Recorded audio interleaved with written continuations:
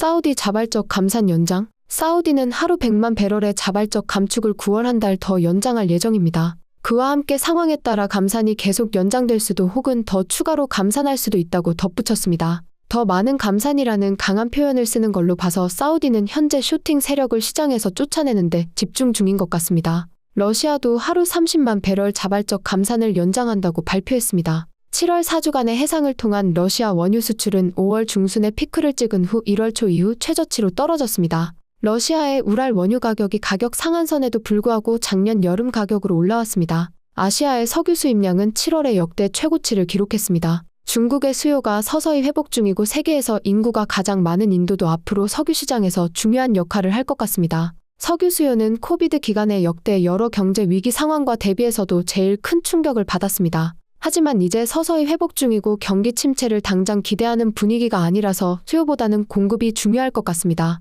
PXD의 CEO는 실적 발표에서 연말에 유가가 $100를 넘을 거라고 했는데 주주들에게 립서비스 정도로 보시면 됩니다. 미국 원유 재고량 감소. 저번 주에 미국 원유 재고량이 17밀리언 배럴 줄어들었는데 지난 40년 중에 가장 많은 양이었습니다. 그전 주와의 차이점은 기록되지 않은 양이 이번 주에는 하루 3.5밀리언 배럴이었고 그 전주는 17밀리언 배럴이었습니다. 이것만 봐도 EIA가 어저스먼트 수치로 장난치고 있는 걸 알 수 있습니다. 많은 전문가가 8월에 재고량이 많이 줄어서 작년 수준으로 내려갈 거라고 예상합니다. 단지 다음 주는 수입량이 늘고 수출량이 줄어서 원유 재고량이 다소 증가할 것으로 보입니다. 저번 주 미국의 휘발유 재고가 조금 늘었지만 지난 5년 중에 가장 낮습니다. 세계 석유 생산량은 2018년 이후로 증가하지 않았습니다. 내년에 그전 기록을 깰 수도 있지만 현재 연간 감소율이 10% 이상이고 매년 줄어드는 감소율을 대체하기가 쉽지만은 않아 보입니다. TC 에너지 TRP. 저번에 배당 주식으로 소개한 후 여러 가지 일들이 있었습니다. 부채를 줄이기 위해 논코어 자산을 팔 거라고 했는데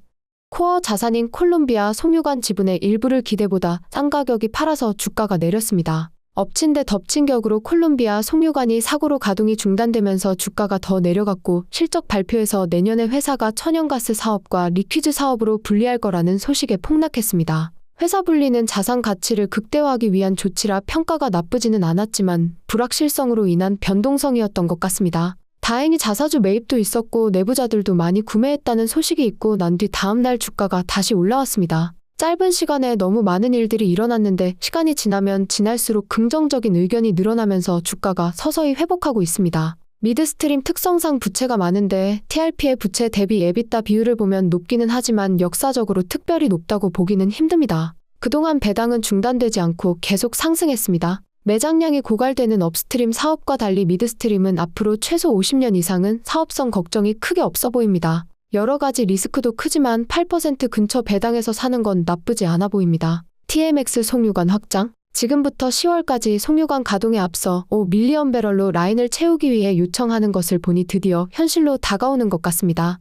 헤비오일을 수송하기 위해 라인의 30% 정도는 컨덴세이스를 채울 것 같아서 천연가스 생산자들도 이득을 볼 것 같습니다. SGY 실적. 유가가 좋지 못했던 상황에서도 부채를 20.1밀리언 달러 정도 줄인 건 좋았습니다. 현재 부채가 311밀리언 달러 정도 남았는데 주주환원이 늘어나는 지점이 부채 250밀리언 달러로 61밀리언 달러 정도 남았습니다. 앞으로 유가에 달려있지만 늦어도 내년 1분기에는 달성할 거로 보입니다. SGY는 6월 말 저점에서 피어그룹 중에 많이 못 오른 주식 중에 하나인데 6% 가까운 배당받으면서 부채가 줄기를 기다리는 수밖에 없어 보입니다. 리퀴즈 생산량이 87%로 유가에 민감한데 다행히 현재 유가가 $80대로 올라왔습니다. VT 실적. 유럽의 천연가스 가격이 많이 내려왔지만 여전히 코로나 전 10년 평균보다 130% 높은 수준입니다. 그리고 어떤 기관의 밸류에이션을 봐도 내년에 FCF 수익률이나 EV 대비 현금 흐름이 가장 기대되는 회사 중에 하나입니다.